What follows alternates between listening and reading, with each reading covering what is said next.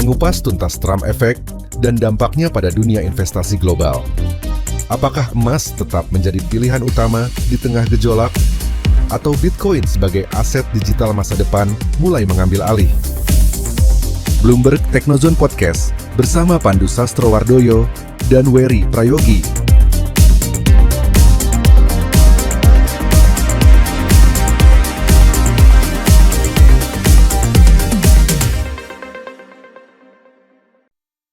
Nama saya Pandu Sastrowardoyo. Dengan saya ada Oscar Darmawan, CEO dari Indodax. Ada juga Bapak Wery Prayogi, Technology News and Market Editorial dari Bloomberg Technos. Dan juga ada Bapak Putu Agus Pransuwa Mitra, Research and Analyst Monex Investindo. Hari ini diskusi kita mengenai sesuatu yang menarik, yaitu perdebatan antara Bitcoin dengan emas. Dan ini berhubungan dengan sikap Bitcoin-nya Trump. Donald Trump seperti kita ketahui sudah akan menjadi presiden Amerika yang selanjutnya lagi. Dari 45 dia menjadi 47. Dia sempat menjanjikan bahwa Amerika Serikat akan menjadi ibu kota kripto dunia. Dan bahkan di Bitcoin 2024 disebutkan bahwa akan ada strategic reserve atau cadangan strategis untuk Bitcoin sebagai langkah konkret dan inovatif. Nah, ini menarik sekali. Kami ingin diskusi lebih lanjut di sini dengan expert-expertnya tentunya. Saya tertarik sekali hari ini akan seperti apa diskusinya. Mungkin kita mulai dulu dari Pak Oscar dulu. Ada tanggapan atau ada cerita sedikit gitu mengenai ini? Ya, saya kira ini satu yang menarik ya, apalagi kalau Trump benar-benar menjanjikan Bitcoin menjadi salah satu reserve. Karena kita lihat sampai sejauh ini kan baru El Salvador yang benar-benar negara yang menjadikan Bitcoin sebagai reserve. Tapi kalau kita komparasi antara El Salvador dengan Amerika itu kan size-nya jauh berbeda. Kita bicara aja reserve-nya Amerika, kalau kita nggak bicara mulu-mulu, kita nggak bicara 10%, kita bicara 0,1% ini sudah sangat besar, jauh lebih besar daripada El Salvador. Ya, jadi kalau kita bicara ini ya ini sesuatu yang gebrakannya yang luar biasa, tapi kita lihat aja, karena kadang-kadang janji kampanye dan pelaksanaannya kan kadang sedikit berbeda nih. Kita lihat nanti gimana, eksekusinya gimana. Jangan-jangan sama seperti Dogecoin yang akhirnya cuma jadi namanya Doge. Nama departemennya cuma nama departemennya, iya. Nah, tapi cuma ngefek-ngefek juga loh, Mas. Iya, tapi berefek juga sih. Kita bisa ngeliat Doge naiknya ratusan persen cuma gara-gara namanya. Iya. Kan itu zamannya meme coin kayak gitu. Sekarang meme udah masuk ke pemerintahan. Ya, tapi harapannya jangan sampai ministrinya namanya Bitcoin tapi ada B-nya apa, I-T-nya apa gitu kan. Harapannya jadi cocok logi ya. Iya, makanya. Singkatannya USD juga ya, sehat-sehat juga ya. Oke, mungkin selanjutnya saya mau mendapatkan pendapat dari Mas Putu dari sisi ya expertnya emas ya gitu di panel kita hari ini. Boleh? Kalau kita lihat mungkin dari Bitcoin kemarin kan diuntungkan oleh kemenangan Trump kayak gitu karena dia mendukung Bitcoin katakanlah kayak gitu selama masa kampanye. Kedepannya kita nggak tahu bagaimana kan kayak gitu. Nah untuk emas sendiri memang sedikit dirugikan kemarin sebelum Trump menang itu dia naik terus mencetak rekor tertinggi sepanjang masa, tapi ketika Trump menang itu balik arah, turunnya juga lumayan tajam kayak gitu. Tapi salah satu penyebabnya itu sebenarnya dolar yang sangat perkasa. Kita tahu Trump itu bakal mengambil kebijakan memangkas pajak korporasi dari 21% saat ini rencananya 15%. Betul.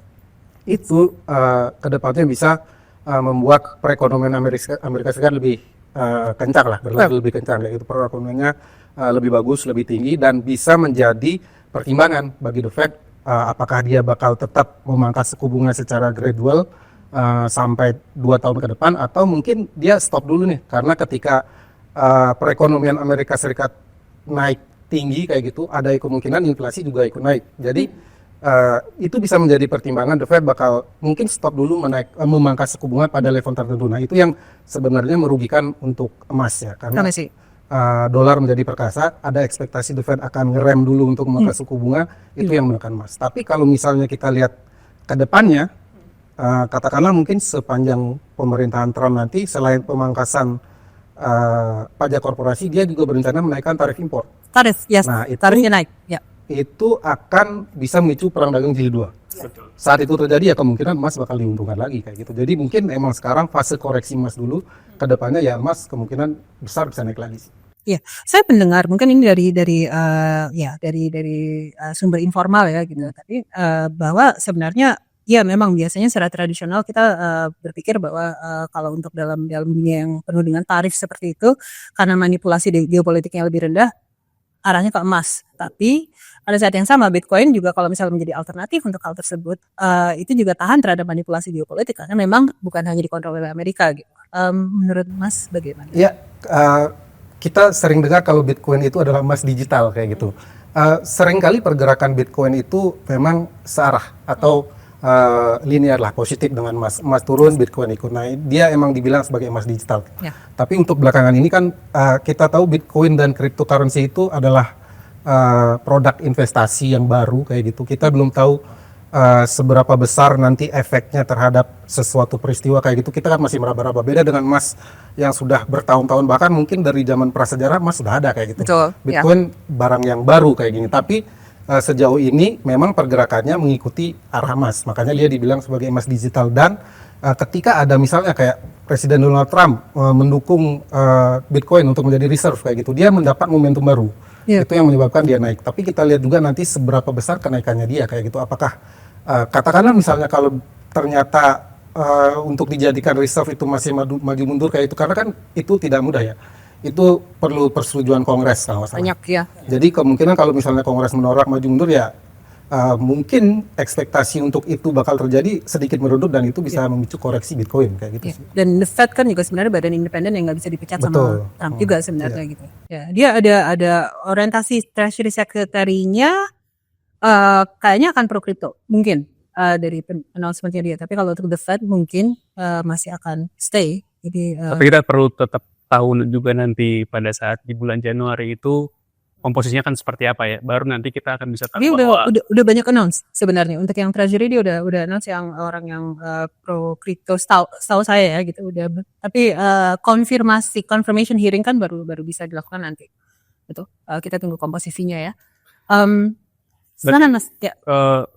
Mau coba mengelaborasi kalau dari berarti kembali lagi ke emas tradisional dengan emas digital. Artinya dia akan dalam jangka waktu lama mungkin akan bergerak berlawanan arah yang nggak lagi menjadi linear. Karena tadi Bitcoin menjadi kelas aset yang jadi sangat berisiko, sedangkan emas tradisional yang sudah berpuluh-puluh tahun ya memang kita kenal sebagai aset yang jauh lebih stabil ataupun dalam tanda kutip minim resiko. Ya, kalau kita bilang apakah dalam jangka panjang mereka akan berlawanan arah, saya rasa nggak juga ya. Karena kita tahu emas itu adalah safe haven. Kemudian bursa saham itu adalah aset berisiko. Tapi kenyataannya kalau kita bandingkan harga emas dengan indeks saham Amerika Serikat, pergerakannya sebenarnya linear kayak gitu.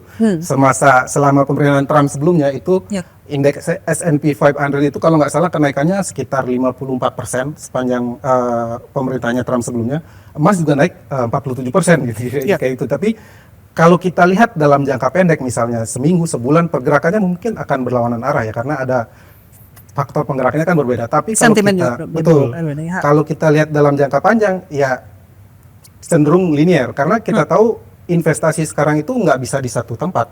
Investasi itu ya di saham, di emas, sekarang ada lagi Bitcoin. Jadi orang-orang sudah benar-benar diversifikasi kayak gitu. Jadi dalam jangka panjang itu kelihatannya pergerakannya linear, cuman dalam jangka pendek bakal ada kelihatan perbedaan pergerakan arah lah.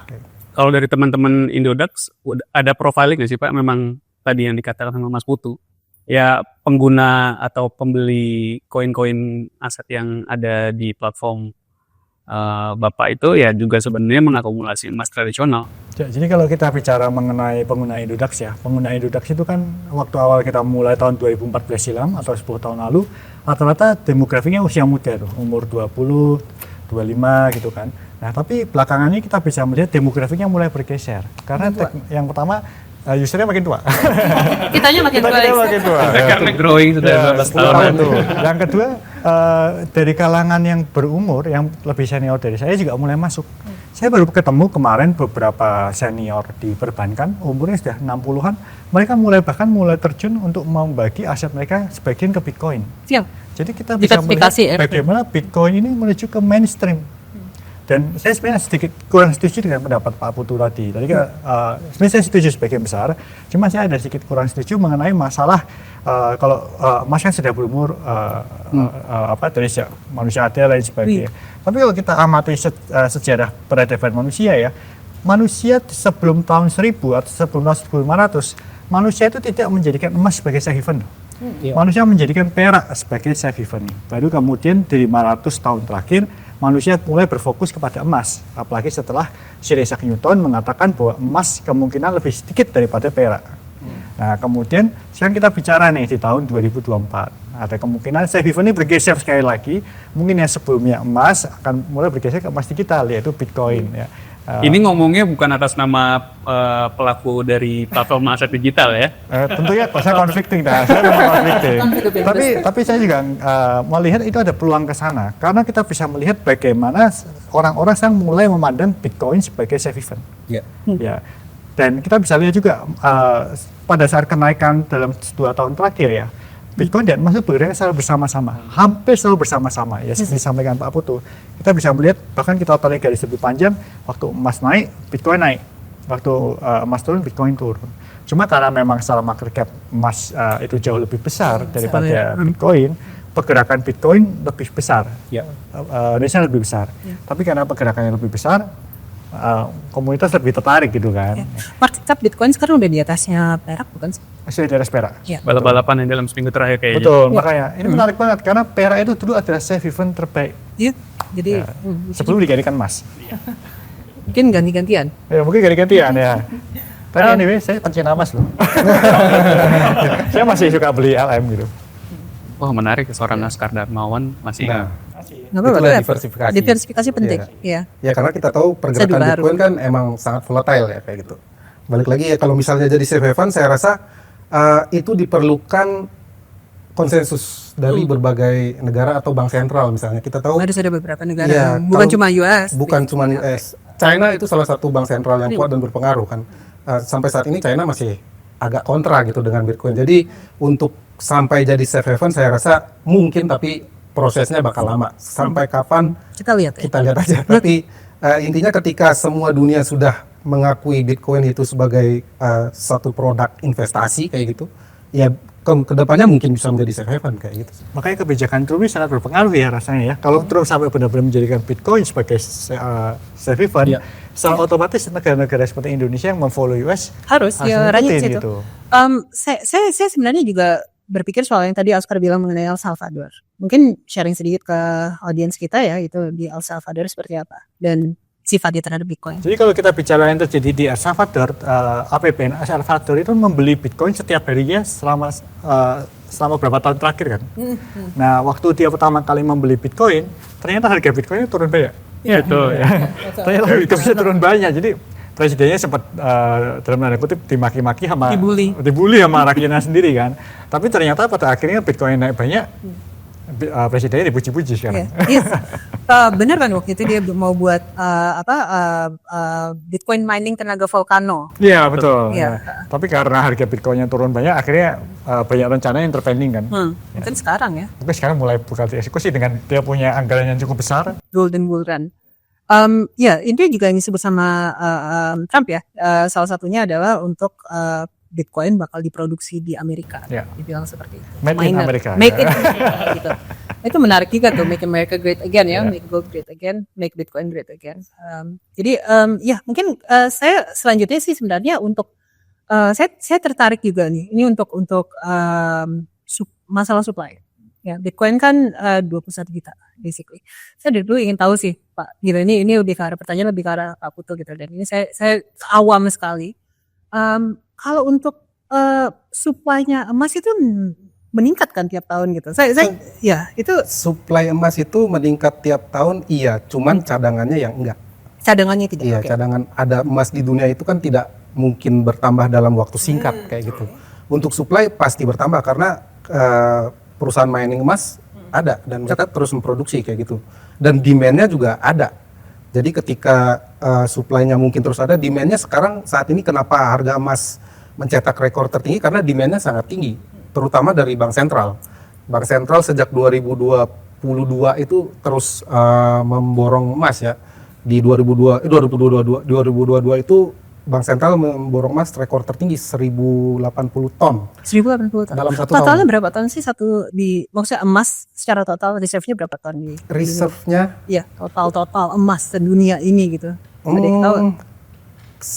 Itu banyak banget sih. Iya. Kalau Bank Sentral China sendiri karena dia mulai membeli emas di November 2022 sampai April kemarin 2024 itu kenaikannya kalau nggak salah 360 ton. Oke. Total dia punya reserve itu 2.400 ton. 2.400. Ya, emas. Bank sentral lain ya nggak sebesar itu, tapi Amerika Serikat mungkin lebih besar ya. Bank sentral lain nggak sebesar itu, tapi saya rasa juga lumayan banyak kayak gitu.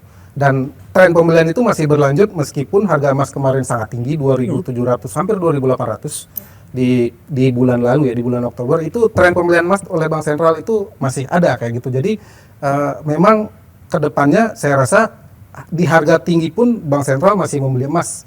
Apalagi mungkin sekarang udah mulai turun atau mungkin nanti bisa turun lebih dalam lagi ya, saya rasa bank sentral bisa masuk lagi karena ketidakpastian di depan itu masih tinggi kayak gitu. Oke, sebagai buffer ya. Betul, basically. sebagai Oke. buffer. Apalagi kita lihat Bank Sentral China sudah mulai mengurangi ketergantungan dari dolar. Ya, hedge against dollar. Betul. basically. Kemungkinan juga diikuti dengan negara lainnya. Kita udah sekarang bakal ada mata uang BRICS.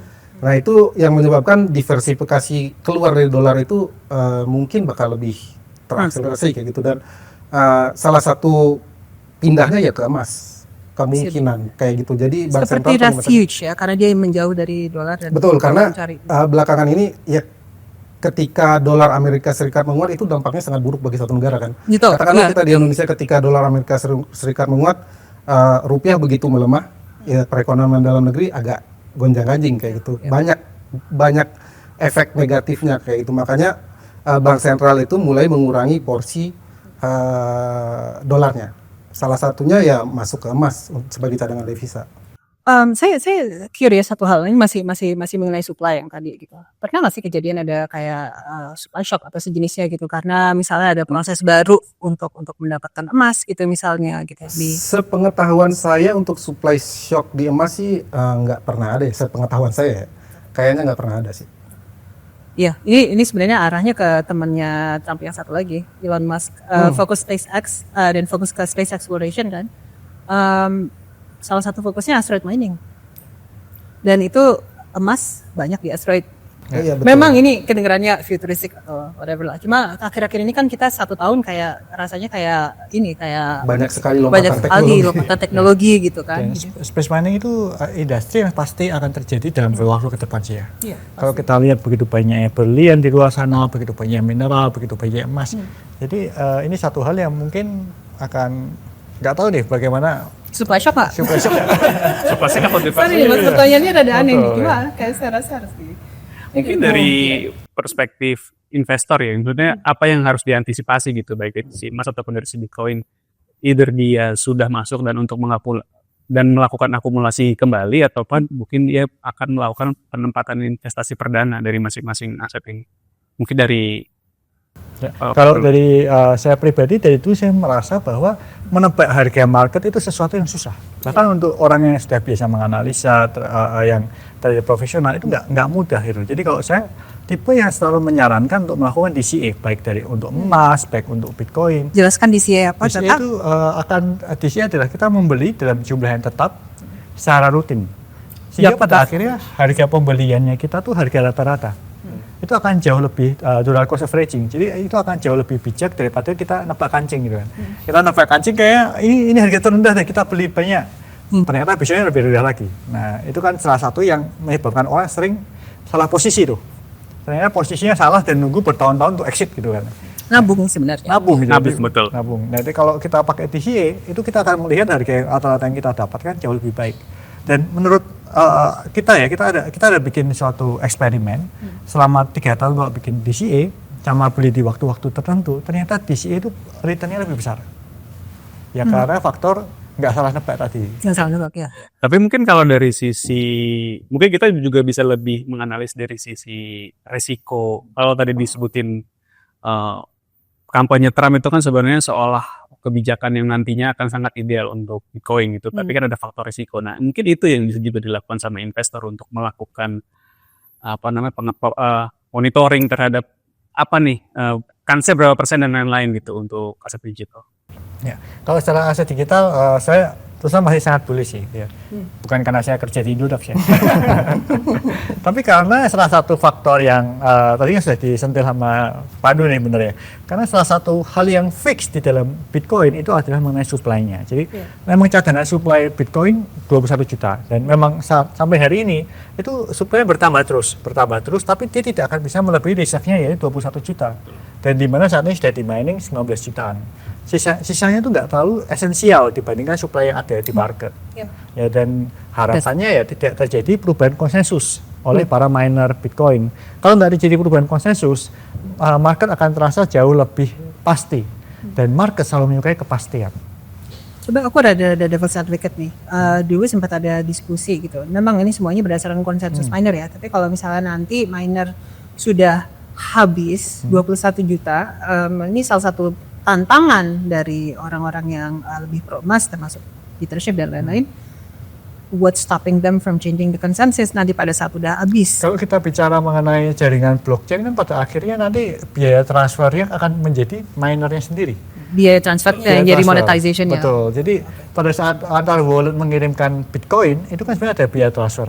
Nah saat ini kalau kita lihat total biaya transfer yang ada pada jaringan Bitcoin sebenarnya jumlahnya cukup besar. Betul. Ya, kalau kita nanti bicara ekosistem yang lebih mature lagi, jangan-jangan biaya transfer totalnya itu akan cukup sebanding dibandingkan akan lumayan besar dibandingkan miningnya sekarang ini. Sekarang kan cuma 6,25 Bitcoin ya. Ya.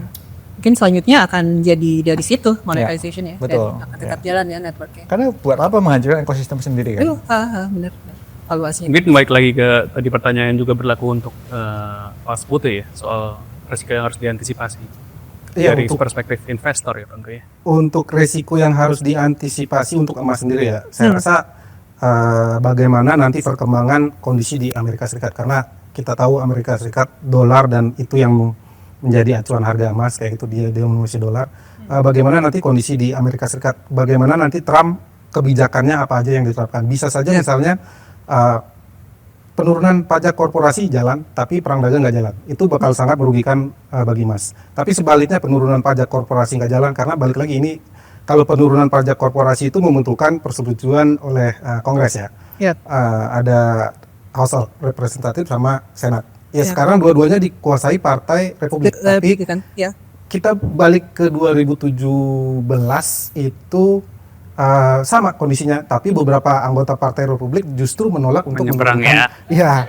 Iya, waktu itu Trumpnya yang orang outsider bahkan untuk Partai Republik. Betul. Kalau sekarang kan mungkin ya secara hipotesanya, saya bukan expert politik sana gitu, tapi secara hipotesanya adalah memang Trump sekarang langsung bawa kampung, langsung dia bawa teman-temannya semua gitu. Mungkin ya nggak tahu. Ini kan partai di dalam partai itu agak. Iya, makanya itu. Apakah kebijakannya akan lolos begitu saja atau mungkin ada pertentangan dari dalam partainya sendiri, karena saat ini menjadi mayoritas tapi masih belum besar ya, 218 pas, belum nambah lagi kayak gitu. Satu aja yang membela udah nggak jalan. Kalau misalnya itu yang terjadi, pajak korporasi nggak diturunkan tapi dia bisa melakukan perang dagang, dia bisa menaikkan tarif tanpa persetujuan Kongres. Ketika itu yang dilakukan itu sangat menguntungkan bagi emas, karena kemungkinan ketika dia benar ya melakukan menaikkan tarif impor 60% dari China minimal, bahkan ada 100% ya, China otomatis membalas, dan itu dampaknya bahkan sangat luas kayak gitu. Ketika 2018 mulai perang dagang, 2019 full perang dagang, perekonomian dunia itu merosot signifikan. Nah itu momen di mana emas naik saat itu sih. Ya, menarik. Jadi benar-benar apa resikonya buat emas saat ini ya, kita lihat benar-benar apakah Trump sukses semua programnya bisa dijalankan atau tidak, kita bakal ngeliat ke sana sih nanti. Ya. Mudah-mudahan win-win. Dua-duanya kan, Bitcoin sama emas, investasi dua-duanya. Saya ada pertanyaan yang rada bandel nih. Saya latar belakangnya teknik lingkungan. Oscar tahu ini. Environmental impact Bitcoin versus emas. Lebih gede yang mana? Udah ada yang nanya belum? Ya. Dari siapa dulu nih? Dirimu deh. Ya, dari aku ya. Kalau kita bicara mengenai eksplorasi berarti kan. Eksplorasi. Kalau kita bicara eksplorasinya Bitcoin ya berarti kita bicara mengenai biaya listrik untuk menjalankan seluruh servernya Bitcoin, benar ya? Nah, dan memang kelihatannya jumlahnya cukup besar, yaitu kurang lebih sekitar 1 listrik negara Malaysia gitu kan. Ya. Tapi kalau kita compare dengan semua listrik yang dipakai perbankan, karena kan kita bicara mengenai safe haven aset, kita bicara mengenai tentang tatanan finansial. Listrik yang dipakai seluruh tatanan finansial itu jauh lebih besar daripada Bitcoin. Nah, pertanyaannya apakah itu merusak lingkungan nggak yang dipakai perbankan? Nah kan nggak juga, ya kan? Kan kita melihat juga dari asas manfaat. Nah kalau memang manfaatnya itu lebih, ya memang energi itu dibutuhkan. Karena energi server yang diperlukan untuk Bitcoin itu mengamankan transaksi, untuk memproses transaksi. Ya kalau dilihat dari asas itunya ya saya kira itu tidak merusak lingkungan, karena itu memberikan manfaat yang lebih. Malah itu mengurangi dampak-dampak eksplorasi dari, mungkin sebelah bisa menjawab. Saya nggak bisa berkomentar banyak sih masalah lingkungan. Tapi ya apakah berdampak ke lingkungan pasti, karena eksplorasi emas itu kan menggali kayak gitu, menggali, dan ya apakah itu berdampak ke lingkungan pasti, tapi seberapa besar saya rasa nggak sesignifikan misalnya batu bara. Oke. Ya. Oke. Ya. Jadi saya rasa nggak terlalu signifikan lah untuk dampaknya ke lingkungan ketika melakukan mining untuk emas kayak gitu. Tapi untuk saya nggak bisa berkomentar lebih banyak sih sebenarnya untuk itu. Takut ya Pak? Tapi mungkin lebih ke kita mungkin agak diperluas sedikit ya. Jadi bukan dari sisi dampak lingkungan, tapi dari sisi tantangan energi yang harus dibutuhkan di masa yang akan datang. That's a good point. Ya. Kalau saya rasa dua-duanya juga punya hal yang harus dijawab ke depannya gitu ya. Kalau kita bicara mengenai Bitcoin ya energi yang diperlukan ya cuma energi listrik kan. Dan energi listrik dari waktu ke waktu makin murah loh. Karena proses pembangkit listrik itu makin murah dan makin efisien. Arahnya Trump juga kan bakalan ke arah lebih banyak energi, fokus utamanya gitu. Bahkan ngomongin nuklir lagi kan sekarang. Betul. Bahkan kalau kita bicara mengenai arahnya Indonesia sendiri, karena kita juga mulai mengarah ke pembangkit listrik yang dengan energi terbarukan. Ya, kalau kita arah ke sana, biaya listrik makin murah nih. Ya, jadi kalau ke sana ya berarti lebih efisien, Pak.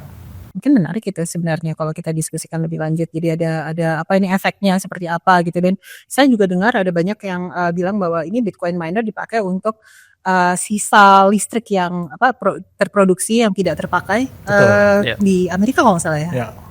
Di banyak negara sebenarnya listrik yang dipakai Bitcoin itu listrik yang mubazir gitu kan. Nah kalau gitu kan berarti nggak mengurangi listrik yang seharusnya digunakan untuk hal lain.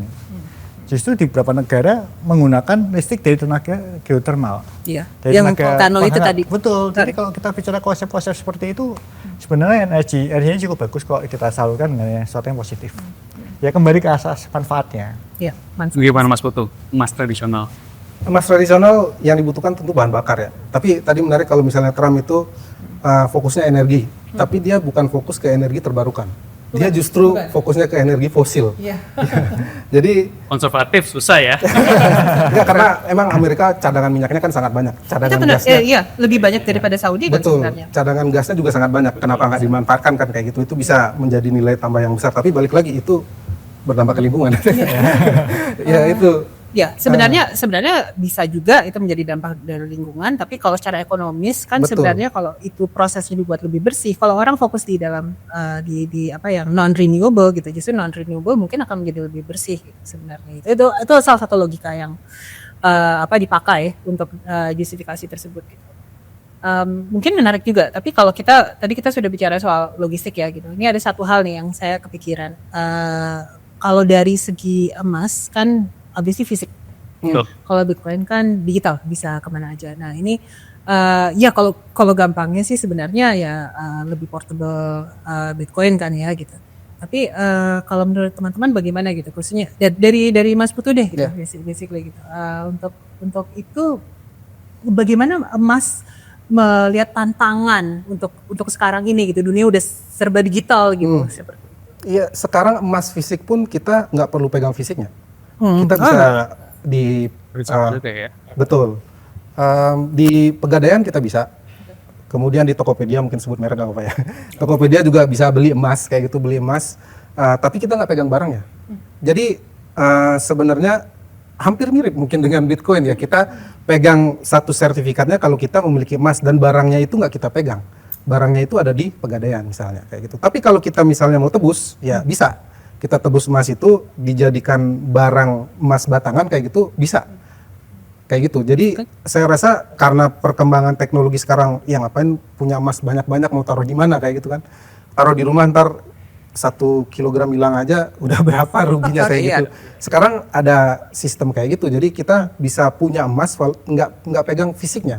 Tapi ketika kita mau menebusnya menjadikan fisik, katakanlah ya pengen ngeliat emasnya kayak gimana, itu bisa ditebus kayak gitu. Nah, jadi emang lebih fleksibel sekarang untuk berinvestasi emas ketimbang sebelumnya sih. Oke. Mas Oscar, ini mungkin saya juga jadi devil's advocate-nya untuk kripto nih gitu. Kalau untuk kripto kan kebanyakan di Indonesia centralized exchange ya. Ya.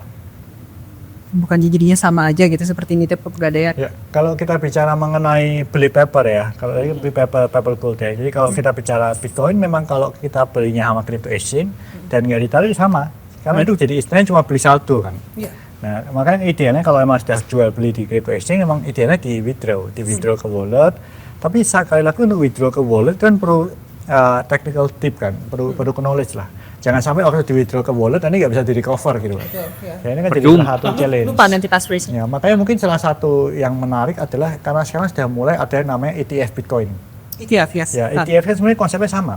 ETF adalah akses untuk orang bisa membeli Bitcoin tanpa perlu pegang Bitcoinnya. Jadi konsepnya ini seperti paper gold. Jadi ini seperti paper Bitcoin. Ya, makanya itu juga jadi salah satu challenge sih. Kalau terus terang buat saya pribadi, ETF itu baik dan buruk buat Bitcoin.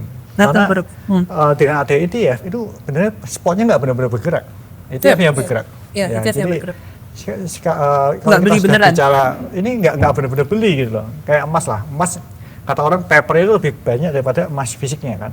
Sama lah di Bitcoin ini sekarang kita masuk di masa di mana papernya juga mulai lebih banyak daripada underlyingnya. Ya apalagi dengan ada future, ETF lain sebagainya. Derivatifnya jadi makin liar gitu. Ya. Ya, tapi Artinya itu makin resiko liar? semua aset ya. Ya, berarti artinya makin liar maksudnya karena tadi Mas Oscar udah ngomongin ETF Bitcoin ya. Artinya itu kan memang bagian dari evolusi produk digital Betul. yang dilakukan oleh beberapa pelaku pasar, termasuk juga dari sisi Yes. emas tradisional ya. Artinya ini menjadikan dan akan terus terjadi nggak sih untuk memperluas pasarnya dari sisi retail. Karena kita lihat Januari, terus Maret dan lain-lain itu kan memang scope investasinya kan jadi lebih besar kan. Kita nggak ngomongin murni Bitcoin tapi juga ke ETF gitu. Saya kira kalau kita bicara semua aset komoditas apapun ya, begitu sudah kena derivatif, pasti memang underlying-nya akan jauh lebih kecil daripada papernya. Ya, makanya bahkan ada beberapa ahli ekonomi yang mengatakan derivatif is evil gitu kan. Tapi itu nggak bisa dibantah, nggak bisa diapa-apain karena derivatif itu bagian dari orang yang menyukai spekulasi adalah suatu komoditas.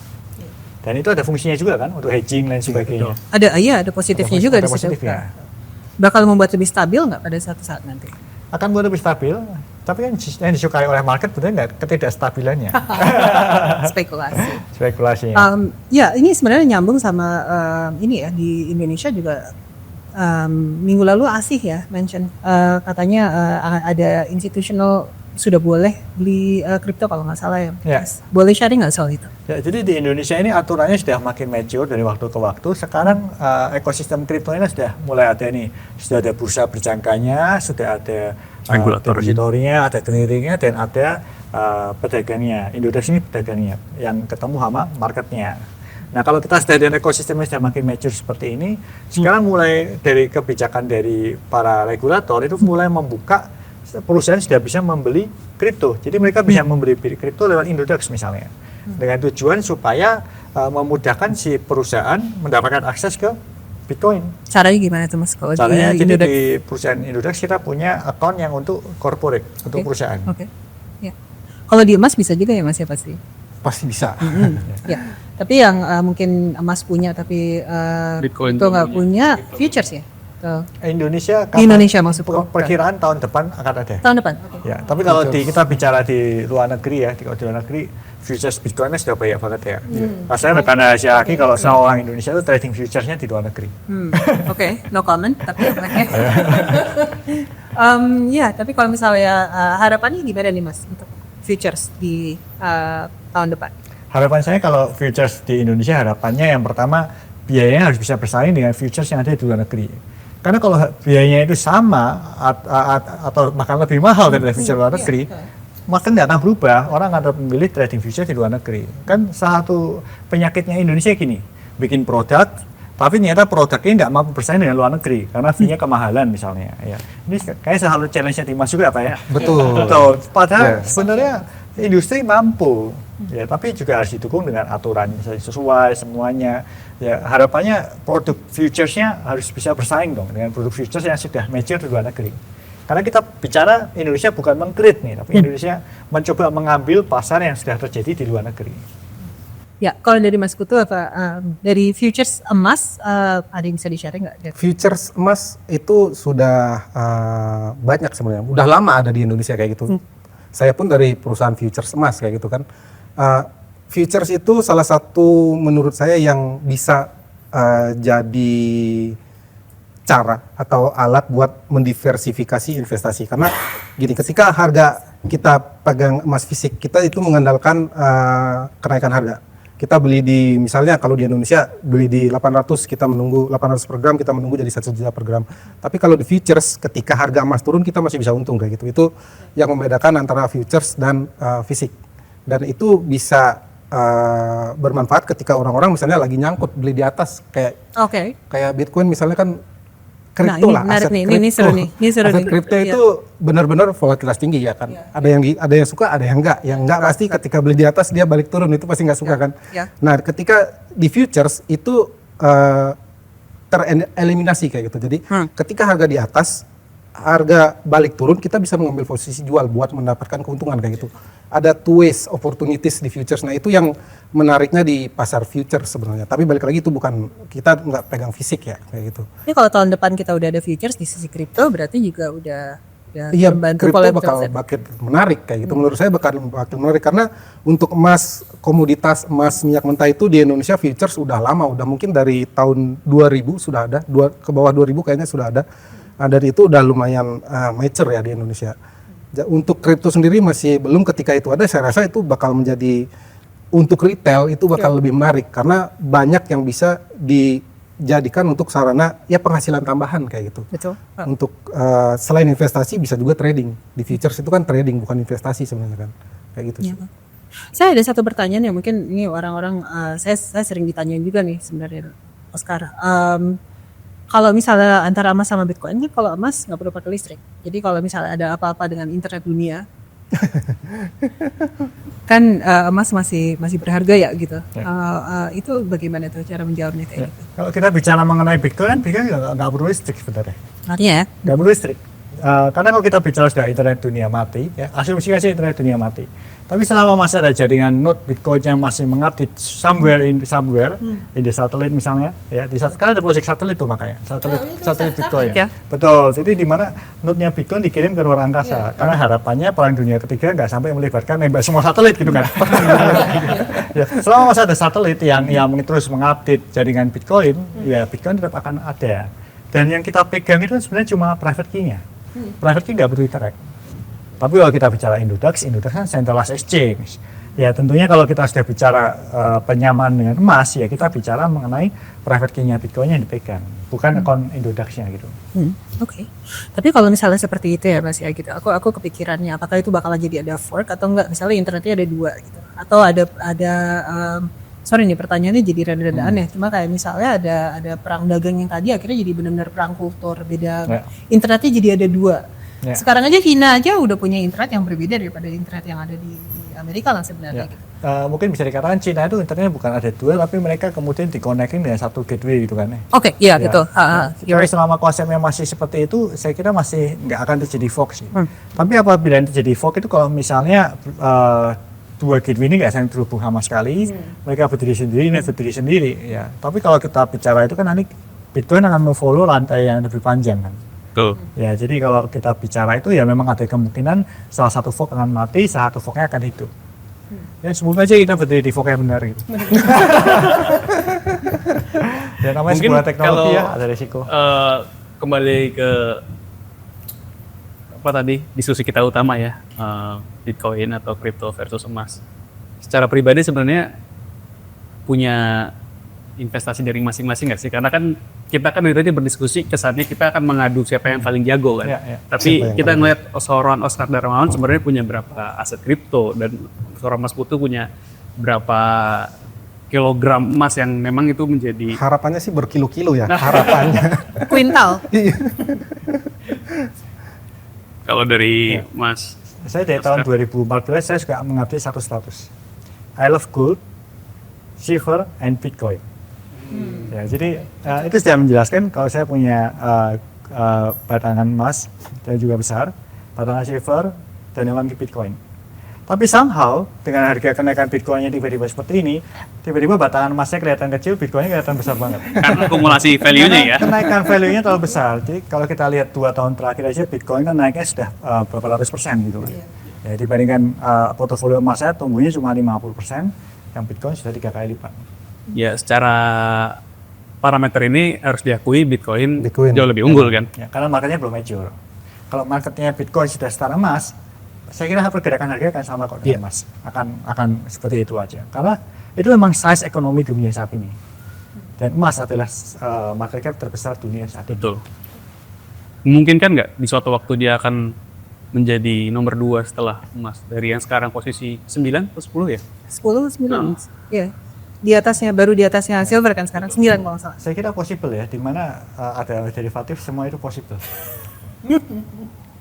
Dari emas ada tanggapan? Apa apakah ini? Investasi. Artinya apakah investasi emas itu tetap akan menjadi poin utama dari seluruh masyarakat dunia sampai beberapa tahun ke depan, atau ada kans juga akan disalip sama Bitcoin specifically?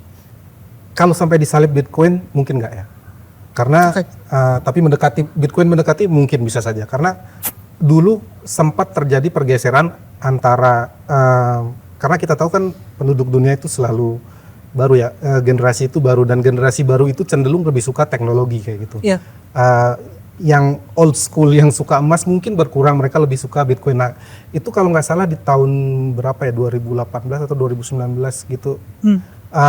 Pergerakan modal dari pasar emas ke Bitcoin itu cukup masif. Saya lupa di tahun berapa itu ada sempat terjadi kayak gitu.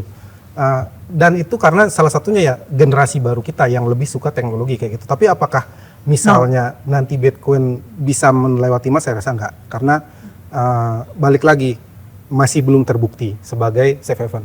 Ketika sudah terbukti, ya mungkin nanti bakal mendekati ya Pak. Tapi kalau misalnya sampai melewati mungkin masih, saya rasa enggak sih. Gimana Mas Oscar? Kalau buat saya kalau Bitcoin sudah terbukti bisa sebagai safe haven ya, malah pergerakan Bitcoin nggak menarik lagi. Malah Nggak jadi menarik lagi karena pergerakannya kripto sama lain. seperti Iya, emas. seperti emas. Kalau misalnya kondisi bagus dalam 2 tahun naik cuma 30%. Bahkan seperti itu karena kita bicara mengenai dia menjadi sesuatu yang dipercaya seluruh dunia kan. Nah, momentum Tapi masih deflationary dong Mas, tapi masih ada tekanan ke situ. Kan sama, emas juga ada deflationary. Ya, Bobotnya tapi tidak lebih besar dibandingkan Betul. Bitcoin. Selama kita belum bicara mengenai ini ya, star mining ya. Ya, itu makanya tadi bilang dulunya dengan tanda Iya betul.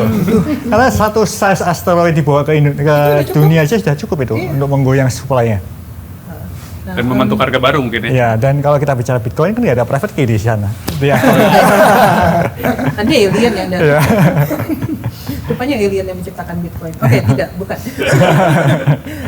Mungkin selanjutnya ini untuk saya mau ada beberapa pertanyaan yang nyantai-nyantai ya gitu.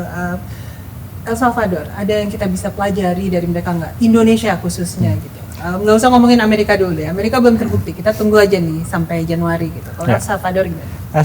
Menurut saya El Salvador adalah contoh DCA yang bagus.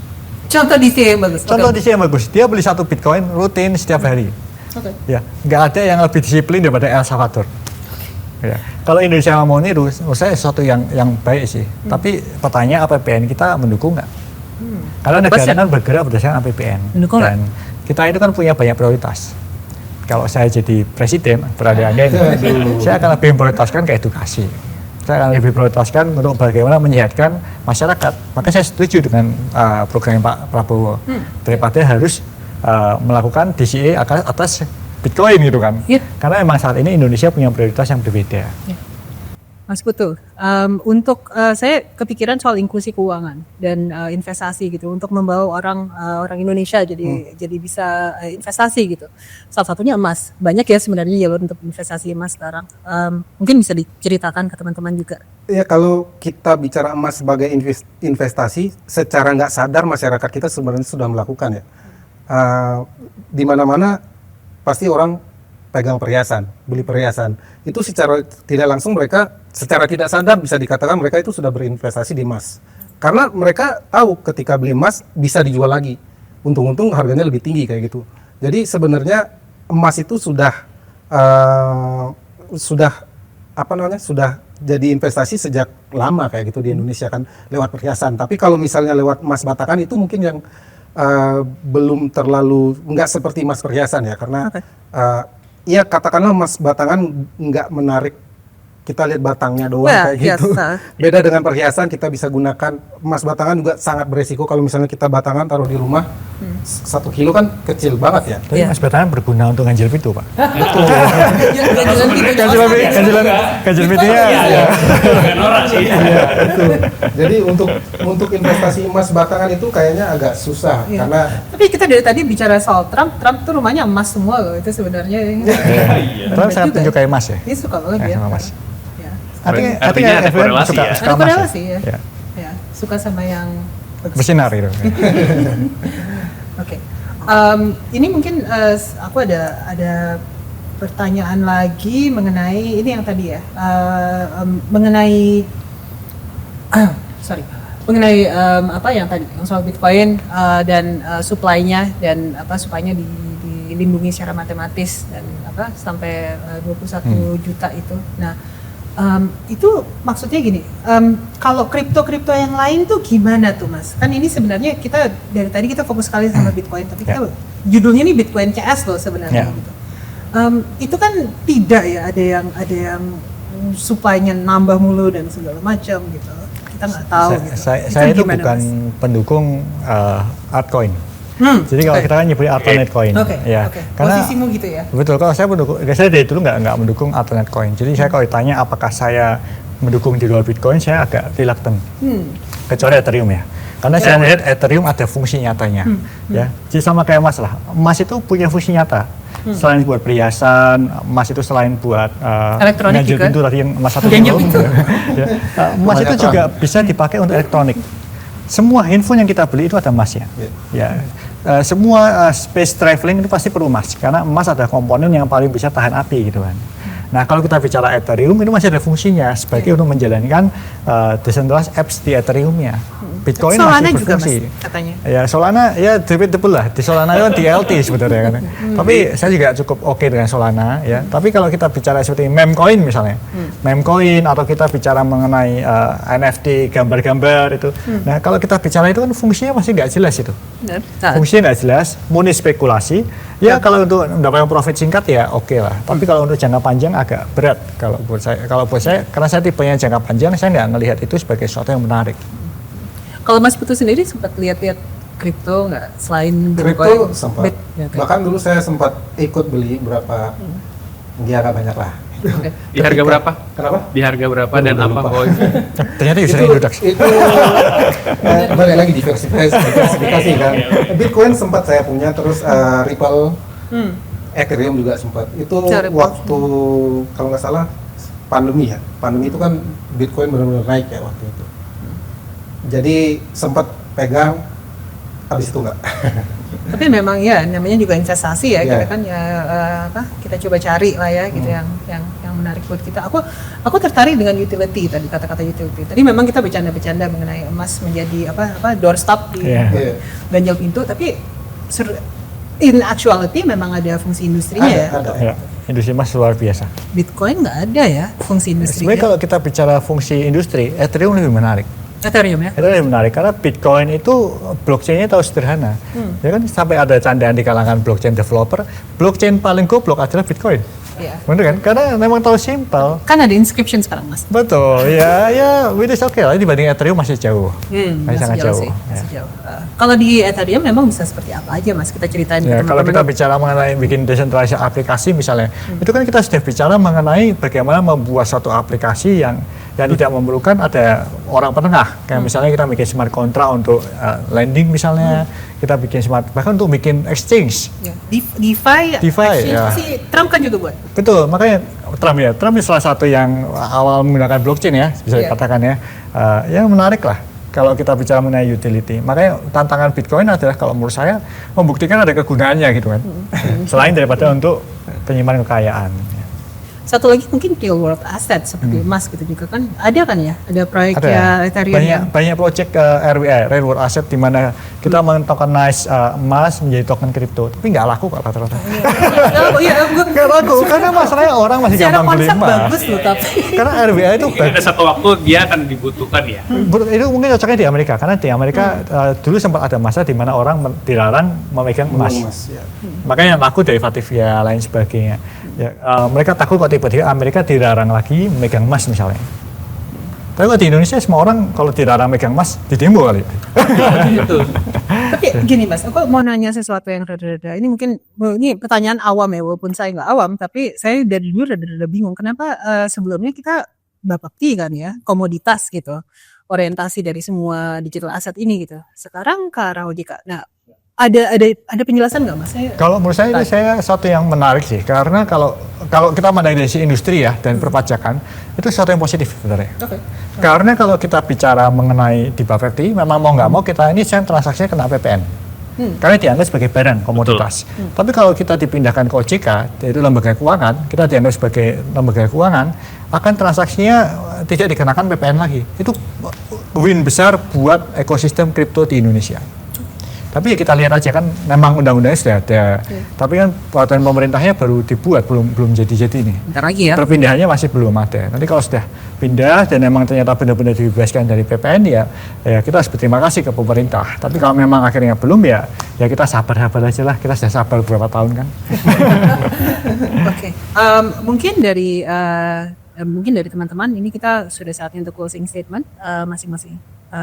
Di 3 menit, mungkin mulai dari Mas Putu dulu, silakan. Ya, kalau saya antara Bitcoin atau emas, saya rasa diversifikasi aja, dua-duanya kayak gitu. Karena kalau kita mencari keuntungan misalnya ya jangan di satu tempat, kayak gitu kan. Jangan di emas doang, jangan di Bitcoin doang. Diversifikasi itu hal yang paling bagus lah buat kita buat berinvestasi, nggak cuma di aset kripto, di emas, di saham juga kalau bisa kayak gitu kan lebih bagus lagi, kayak gitu. Dan harus selalu update market sih.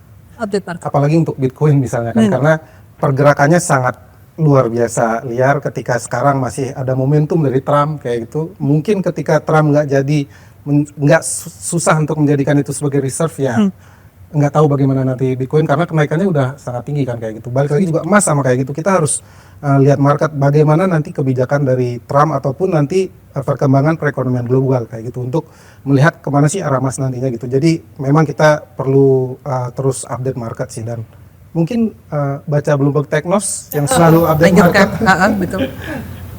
Silakan Mas. Ya, saya suka baca Bloomberg Technos karena update terus ya. Ya. Nah, selain daripada itu saya sangat menyarankan untuk kalau apapun investasi apapun, kalau yang spot market ya itu idealnya melakukan dollar cost averaging. Ya, entah itu beli emas, entah itu beli Bitcoin. Karena kalau kita berusaha nge-beat market itu sangat susah. Ya. Banyak orang yang pertama kali trading selalu berpikir dia itu lebih hebat dari market. Tapi secara persentase orang lebih hebat dari market itu sangat sedikit. Ya, lebih baik kita daripada kita mencoba nge-beat market, lebih baik kita melakukan dollar cost averaging. Dan pada akhirnya kita akan membeli di harga rata-rata dan kita bisa memilih kapan saat terbaik untuk exit.